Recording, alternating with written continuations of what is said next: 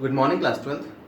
आज हम आपके सिलेबस का चैप्टर 1 रिलेशन एंड फंक्शन का सेकेंड लेक्चर स्टार्ट करने जा रहे हैं और इस लेक्चर में हम लोग कुछ और रिलेशंस के बारे में जानेंगे जो कि आपके क्या क्या हैं। देखिए ध्यान से, पहला है रिफ्लेक्सिव रिलेशन, दूसरा है symmetric relation and the third one is your transitive relation.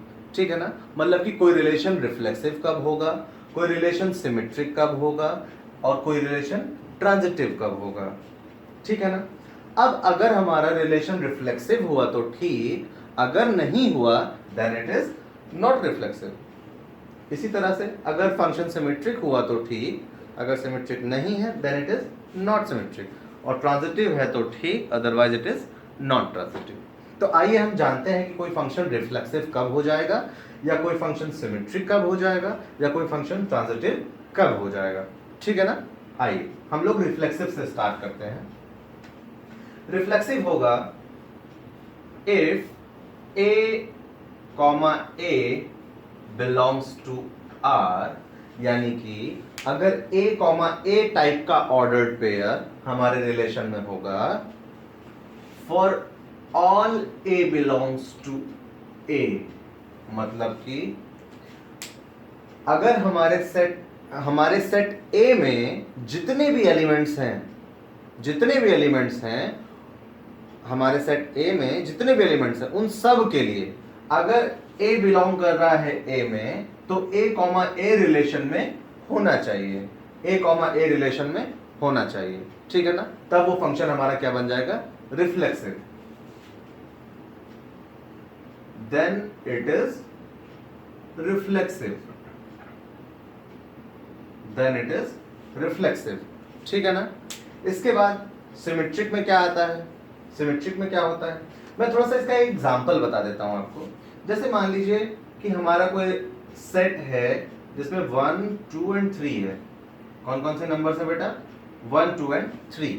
तो अब रिफ्लेक्सिव ये तब होगा जब हमारे रिलेशन में 1,1 भी हो, 2,2 भी हो और 3,3 भी हो। ठीक है ना, ये तीनों जरूर होने चाहिए, यानी कि 1,1 2,2 और 3,3 ये तीनों जरूर होने चाहिए।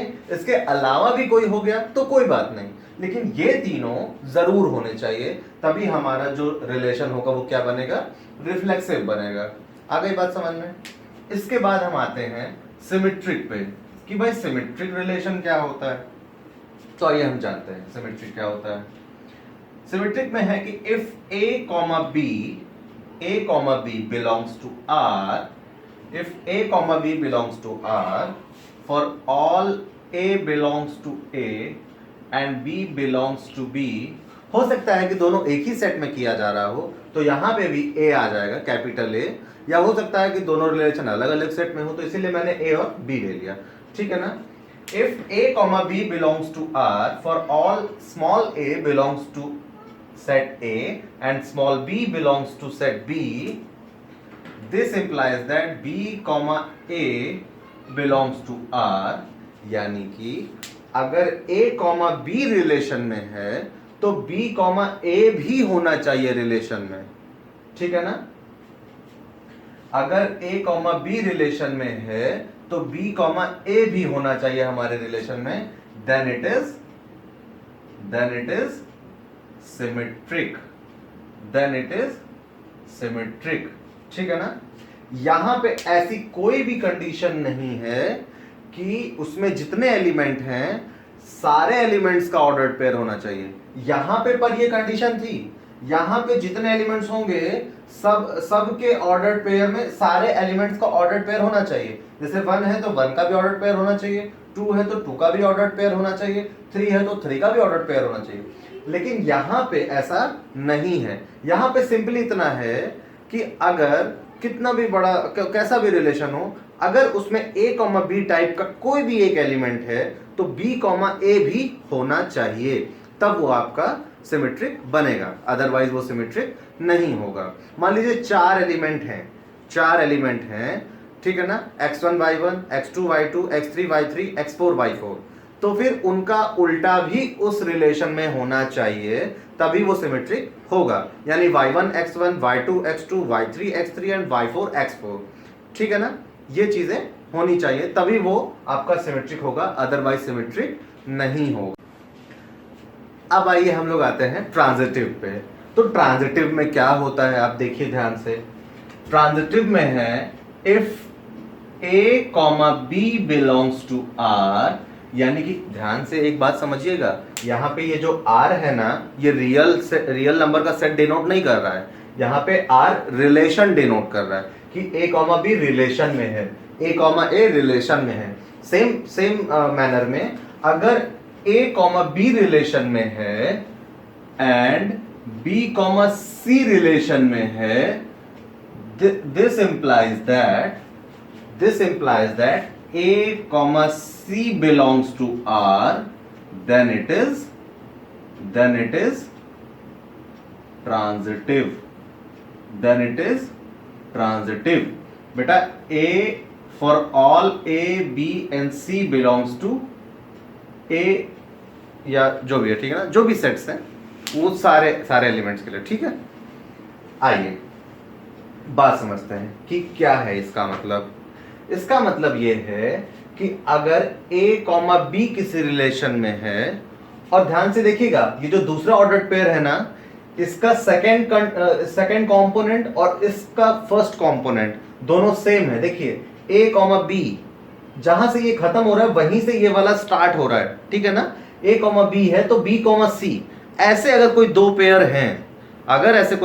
हैं, तो a, c भी होना चाहिए, तब वो रिलेशन हमारा ट्रांजिटिव रिलेशन हो जाएगा, ठीक है ना। फिर से एक बार समझ लीजिए, अगर हमारे रिलेशन में a, b टाइप का एलिमेंट है और फिर b, c टाइप का एलिमेंट है, तो उसमें a, c टाइप का भी एलिमेंट होना चाहिए, then only it is transitive. जैसे कि मैं एक एग्जांपल बता दूं, अगर मान लीजिए कहीं 1, 2 किसी रिलेशन में है, फिर 2, 3 किसी रिलेशन में है, तो 1, 3 भी रिलेशन में होना चाहिए, ठीक है ना। आप देखेंगे कि पहले ऑर्डर्ड पेयर का जो सेकंड कंपोनेंट है वो दूसरे ऑर्डर्ड पेयर का फर्स्ट कंपोनेंट है। तो हम किसी भी रिलेशन में ऐसे कोई दो पेयर देखेंगे और उनमें अगर ये पेयर मिल जाते हैं तो हम ये चेक करेंगे कि क्या 1, 3 है कि नहीं है। यानी कि मतलब अगर इस तरह के ऑर्डर्ड पेयर्स हैं, a, b है, b, c है, तो हम चेक करेंगे कि क्या a, c है या नहीं, ठीक है ना। आइए, ये तो हो गई बात रिफ्लेक्सिव, सिमेट्रिक और ट्रांजिटिव की। अब इसमें नॉट कब लग जाता है भाई, कब ऐसा होगा कि ये नहीं होंगे, तो अब बात समझिए। अगर ये कंडीशन फॉलो नहीं करता है, इन द सेंस कि मान लीजिए 1, 1 है, 2, 2 भी है, लेकिन 3, 3 नहीं है, तो उस केस में हमारा ये नॉट रिफ्लेक्सिव हो जाएगा। हमारा रिलेशन कैसा हो जाएगा, नॉट रिफ्लेक्सिव हो जाएगा, ठीक है ना। मेरी बात समझ रहे हैं आप। अगर हमारे रिलेशन में 1, 1 है, 2, 2 है, यानी कि रिफ्लेक्सिव के लिए हमने क्या पढ़ा था कि भाई जितने भी एलिमेंट्स होंगे, है ना, उन सब की बात होनी चाहिए, वो सारे ऑर्डर्ड पेयर में होने चाहिए। और किस तरह से होने चाहिए, a, टाइप का। यानी अगर हम किसी एक पर्टिकुलर एलिमेंट a की बात कर रहे हैं तो a, टाइप का जरूर होना चाहिए, ठीक है ना, और वो भी सारे एलिमेंट्स के लिए। लेकिन तो तब ये रिफ्लेक्सिव हो जाएगा। और अगर ऐसा नहीं हो रहा है, उस सेट के किसी भी एक एलिमेंट की बात अगर उस रिलेशन में नहीं हुई है, तो वो रिफ्लेक्सिव नहीं होगा, ठीक है ना। अब इसके बाद बात आती है सिमेट्रिक की, कि ये नॉट सिमेट्रिक कब होगा भाई। तो नॉट सिमेट्रिक तब होगा जब a, b हो लेकिन b, a ना हो। a, b तो हो पर b, a ना हो, तो उस केस में ये क्या बन जाएगा, not symmetric. if a, a does not belongs to R, for all a belongs to R, then it is not reflexive. यहां पे क्या होगा, if a, b belongs to R, this implies that b, a does not belongs to R, then it is not symmetric, ठीक है ना। For all a, b belongs to A, या ऐसे आप लिख लीजिए for all a belongs to a and b belongs to b. इसी तरह से हम नॉन ट्रांजिटिव की बात कर लेते हैं। नॉन ट्रांजिटिव में क्या होता है, if a comma b belongs to r and b comma c sorry b comma c belongs to r, a comma b belongs to r and b comma c belongs to r, अगर ऐसे कोई दो pair बन रहे हैं, this implies that a comma c does not belongs to r, उस case में a comma c नहीं बिलोंग कर रहा होगा, then your relation is non transitive for all a comma b belongs to a and b comma c belongs to b, या हो सकता है कि वो सेम सेट में हो। ठीक है ना, मेरी बात समझ में आ रही है? यहां पे क्या होगा, फिर से एक बार समझ लीजिए कि अगर किसी सेट के कोई सेट ए है तो उसमें जितने भी एलिमेंट्स हैं, सारे एलिमेंट्स के लिए ए कॉमा ए रिलेशन में है तो वो रिफ्लेक्सिव होगा। अगर एक भी एलिमेंट के लिए ए कॉमा ए टाइप का नहीं बन रहा है ordered pair, then it is not reflexive. ऐसे ही सिमेट्रिक में है कि अगर हमारे रिलेशन में, ध्यान दीजिएगा यहां पे सारे एलिमेंट की बात नहीं हो रही है, रिफ्लेक्शन में सारे एलिमेंट की बात हो रही थी, लेकिन यहां पे सारे एलिमेंट की बात नहीं हो रही है। तो अगर ए कॉमा बी टाइप का कोई भी एक ऑर्डर्ड पेयर है आपके रिलेशन में, तो बी कॉमा ए टाइप का भी होना चाहिए, then only it is symmetric. ठीक है ना। अब बात आ गई इसकी कि भाई अगर ए कॉमा बी है लेकिन बी कॉमा ए ना मिले आपको, तो आपका रिलेशन हो जाएगा नॉट सिमेट्रिक। अब आप मेरी बात समझिए, मान लीजिए आपको तीन पेयर ऐसे मिले, तीन ऑर्डर्ड पेयर ऐसे मिले जिसका उल्टा भी है उस रिलेशन में। तीन ऑर्डर्ड पेयर ऐसे मिले, जैसे 1 2 है तो 2 1 भी है, मान लो 3 4 है तो 4 3 भी है, मान लो 5 6 है तो 6 5 भी है, लेकिन मान लो 7 8 है पर 8,7 नहीं है, तो वो रिलेशन आपका सिमेट्रिक नहीं होगा। यानी कि यहां पे तो सारे एलिमेंट की बात थी, सारे एलिमेंट होंगे तब वो रिफ्लेक्सिव होगा। ठीक है ना, सारे एलिमेंट का ए कॉमा ए टाइप का होगा तब वो रिफ्लेक्सिव होगा। लेकिन यहां पे ये है कि रिलेशन में चाहे सारे एलिमेंट का ऑर्डर्ड पेयर बने ना बने उससे मतलब नहीं है, लेकिन अगर एक भी कोई ऑर्डर्ड पेयर बन रहा है तो उसका उल्टा होना चाहिए, तभी वो सिमेट्रिक होगा। ठीक है ना। अगर एक भी ऐसा ऑर्डर्ड पेयर है हमारे रिलेशन में जिसका उल्टा नहीं है उसमें, यानी ए कॉमा बी टाइप का है अगर और बी कॉमा ए टाइप का नहीं है किसी भी एक भी ऑर्डर्ड पेयर के लिए, तो वो हमारा सिमेट्रिक नहीं होगा। ठीक है ना। ऐसे ही ट्रांजिटिव में भी होता है। ठीक है, कि अगर ए कॉमा बी है, बी कॉमा सी है तो ए कॉमा सी होना चाहिए, तब वो सिमेट्रिक होगा। अगर ए कॉमा सी नहीं है तो वो सिमेट्रिक नहीं होगा। मान लीजिए आपको दो पेयर मिल गए इस तरह से, एक मिला A1 कॉमा B1, फिर B1 कॉमा C1, यानी कि A1 कॉमा B1 रिलेशन में है, B1 कॉमा C1 रिलेशन में है और A1 कॉमा C1 भी रिलेशन में है। तो आपको सिर्फ एक ही नहीं देखना है, इसके अलावा भी देखना है कि कोई और पेयर तो ऐसा नहीं बन रहा है। फिर हमने देखा भाई कि भाई A2 कॉमा B2 है, B2 कॉमा C2 भी है, पर A2 कॉमा C2 नहीं है, तब उस केस में क्या हो जाएगा, फिर हमारा रिलेशन ट्रांजिटिव नहीं बनेगा। यानी कि जितने भी पेयर अगर बन रहे हैं वहां पे, तो उन सारे पेयर्स के लिए हमारी कंडीशन फॉलो होनी चाहिए। पेयर बने ही ना चलेगा, लेकिन अगर पेयर बन रहा है तो वहां पे वो कंडीशन फॉलो करना चाहिए, then only it is transitive. ठीक है ना। तो ये बात हो गई आपकी रिफ्लेक्सिव, सिमेट्रिक और ट्रांजिटिव की। अब आपको मैं एक खास बात बता दूं, अगर हमारा कोई रिलेशन ऐसा है जो कि आपका रिफ्लेक्सिव भी है, सिमेट्रिक भी है, ट्रांजिटिव भी है, रिफ्लेक्सिव भी है, सिमेट्रिक भी है और ट्रांजिटिव भी है, तो हम बोलते हैं उसे इक्विवेलेंस रिलेशन। Equivalence relation. ठीक है ना। तब हम उसे क्या बोलेंगे, इक्विवेलेंस रिलेशन। It's okay. आइए हम लोग जानते हैं, एक क्वेश्चन के थ्रू आपको थोड़ा सा मैं समझाने की कोशिश करता हूं कि ये तीनों रिलेशंस क्या होते हैं। ठीक है ना।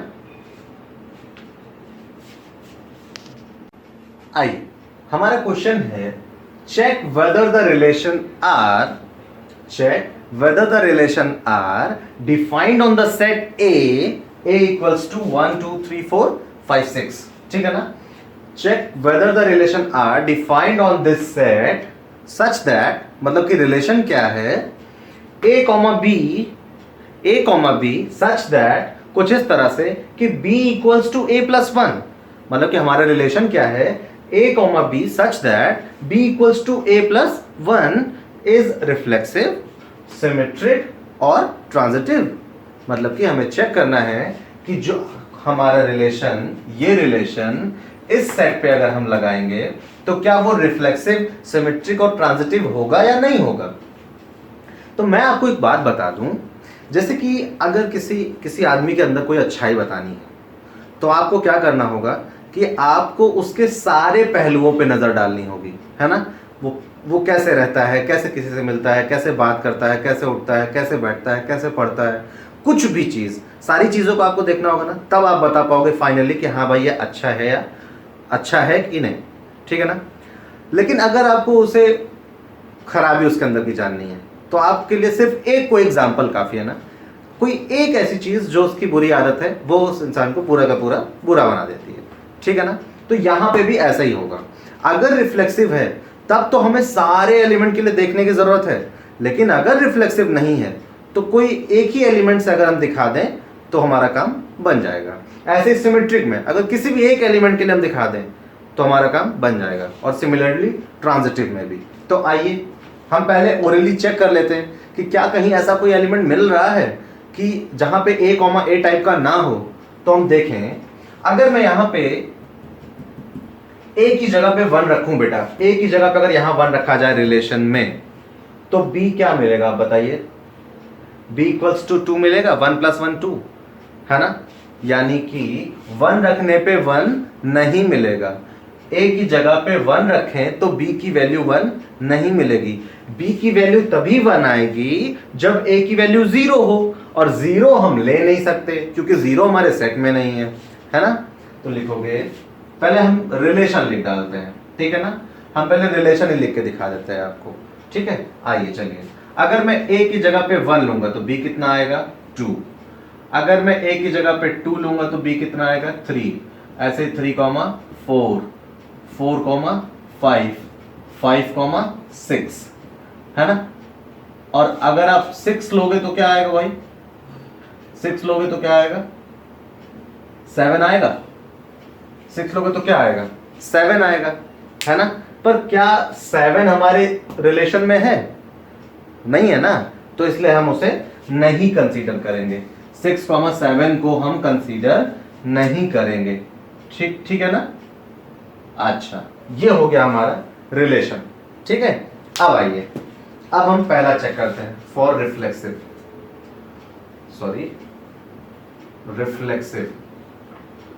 रिफ्लेक्सिव। अब देखो, क्या यहां पे 1 1 2 2 3 3 टाइप का एक भी कोई एलिमेंट दिख रहा है, नहीं दिख रहा है ना, इसलिए क्या होगा नॉट रिफ्लेक्सिव। देखोगे सिंस 1 1, कोई भी एक एग्जांपल आप दिखा सकते हो, कोई भी एक example, 1 1 does not belongs to r, therefore it is not reflexive, ठीक है ना, ठीक है ना। ऐसे ही सेकंड देखते हैं हम लोग, सिमेट्रिक के लिए चेक करते हैं, सिमेट्रिक के लिए चेक करते हैं, देखते हैं 1 2 है। अब जरा ढूंढते कहीं पे 2 1 दिख रहा है क्या, 1 2 है पर 2 1 2 1 2 1 नहीं दिखा मुझे, तो ठीक है। यहां पे लिखोगे since 1 2 belongs to R, this implies that 2 1 does not belongs to R। 1 2 तो रिलेशन में है पर 2 1 रिलेशन में नहीं है, therefore it is not symmetric, it is not symmetric, ठीक है ना।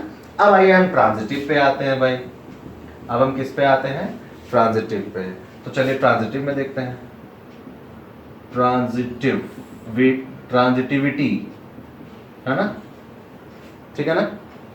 ऐसे इसको लिखते हैं सिमेट्रिसिटी, रिफ्लेक्सिविटी, ठीक है ना, आप लिख सकते हैं, कोई दिक्कत नहीं है। आइए यहां पे लिखोगे सिंस अब देखो ध्यान से आप, 1,2 बिलोंग्स टू आर है, 1,2 बिलोंग्स टू आर है ना, ठीक है। अब देखें जहां पे ये खत्म हुआ वहीं से कोई शुरू हो रहा है क्या, कोई ऑर्डर्ड पेयर? तो हमने देखा कि हाँ भाई 2,3 है यहाँ पे, तो लिखेंगे and 2,3 belongs to the relation, 1,2 belongs to the relation, 2,3 belongs to relation. This implies that 1,3 does not belongs to the relation, ठीक है ना। यहां से 1,3 रिलेशन में नहीं है, जबकि ट्रांजिटिव होने के लिए 1,3 रिलेशन में होना चाहिए, लेकिन यहां पे क्या हो रहा है, 1,2 है, 2,3 है, पर 1,3 रिलेशन में नहीं है, therefore it is not transitive, not transitive, ठीक है ना। यहां तक बात समझ में आई। यहां पे क्या हुआ, एक भी एलिमेंट ऐसा नहीं था जो A, A टाइप का होता, इसलिए ये रिफ्लेक्सिव नहीं है। हालांकि कोई एक भी मिल भी जाता तब भी हम सारे के लिए चेक करते, सारे एलिमेंट्स के लिए चेक करते, ठीक है ना। अच्छा, यहां पे क्या है, सिमेट्रिक में हमने देखा कि 1,2 है पर 2,1 नहीं दिखा हमें, therefore it is not symmetric. यहां पे क्या है, 1,2 हमें दिखा, 2,3 भी हमें दिखा, कुछ उम्मीद जगी हमारे मन में, पर ऐसा क्या हुआ कि फिर नहीं हुआ, क्योंकि 1,3 नहीं था, इसलिए ट्रांजिटिव नहीं हुआ। And this is the final answer कि ये ना तो रिफ्लेक्सिव है, ना तो सिमेट्रिक है, ना तो ट्रांजिटिव है, ठीक है ना। अब हम लोग मिलते हैं नेक्स्ट लेक्चर में, तब तक आप लोग इन कॉन्सेप्ट्स पे कुछ क्वेश्चंस लगाइए